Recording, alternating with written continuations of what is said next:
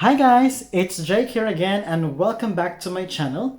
Welcome to part 2 of our moving flats in the UK videos. And welcome to my new flat! Just kidding, it's only a green screen effect. So in last week's video, I told you the things that you need to do before you move out of your current flat. But for this week's video, I'm going to tell you the things you need to do as soon as you move in. But before I start, I just want to say a big shout out to Carmina Valencia for being the first one to view and comment on last week's video. And also a big shout out to Daryl Cabanes. Happy birthday! If at the end of this video you found this helpful, please don't forget to click the like button and do consider subscribing to my channel and continue to learn with me in the future. Okay, let's get on with it. On your first day of moving in, make sure that you do your move-in checklist or your property inventory. So this is basically a document that contains a list of the rooms, the furniture, the equipment in them, as well as photos of the actual rooms. So it looks like this. You will have pages where you've got the items written down, the description, and the condition on check-in. It will also contain photos like this that shows you the actual state of the property. Now you need to make sure that everything that's documented there as well as the photos taken are up to date and accurate. There might be some agencies who are still using old files from 5 years ago. So there might be an expensive furniture there that might not already be there because it was damaged and discarded already. So make sure you go through it thoroughly and you can make written corrections if there are things that are not matching up before you sign it and give it back to the agency or the landlord.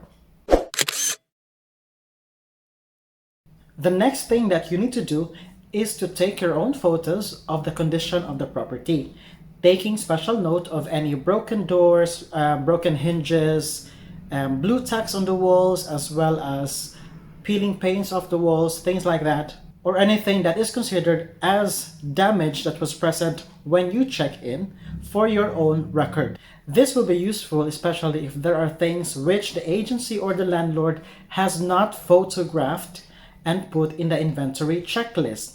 You can use these photos to refute any claims of damage when you move out of the property in the future.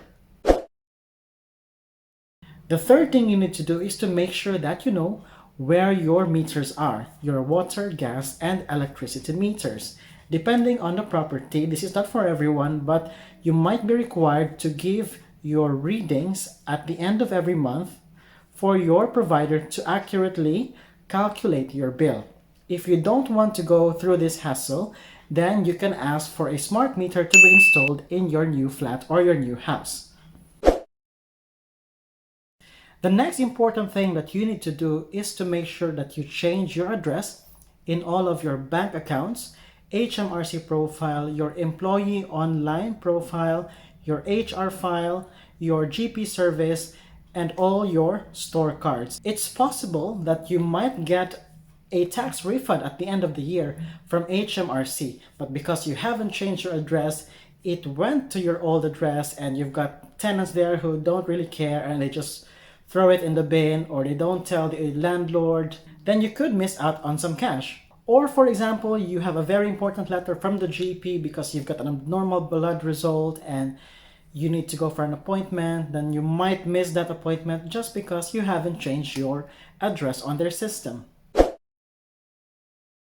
Next, you register the bills of the new flat to your account. It's very important that you are on top of your bills because any delay in your payments will affect your credit score, which will in the future affect your chance or ability to go for loans or mortgage. Also, the paper bills that you get from all your utilities, you can use this as your proof of address if you apply for any loans or new bank account or a credit card.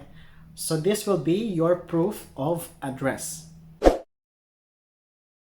If you have been comfortably living in a hospital accommodation for the last 6 months or even a few years, which is very common for new nurses coming into the UK, then you need to prepare, because when you go out of the hospital accommodation, it's very different.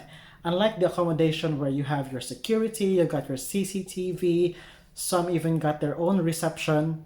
This time, there's none of that. So you need to make sure that you've got your emergency numbers ready just in case anything happens. You know, of course, your main emergency number here in the UK, which is 999, which will direct you either to the police or for an ambulance.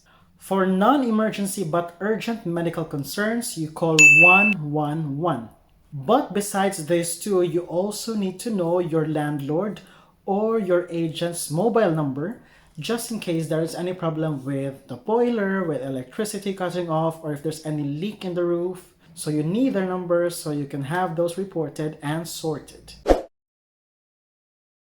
I'm gonna add this seventh one based on my experience when I moved into my current flat. I had to learn this the hard way. So on the first night that I moved in to this flat by myself, I was comfortably sleeping in my duvet, but when I woke up, it was freezing cold, and when I checked my heaters, they were not working. I checked the thermostat, it was set to 25 degrees Celsius, and still my room was very cold, and I was literally freezing.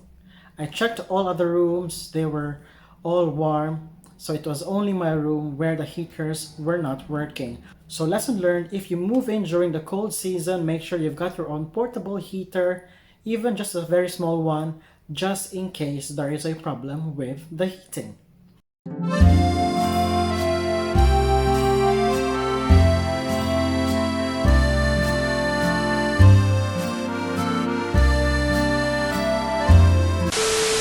And those are the things which, in my experience, you need to do as soon as you move in to your new flat.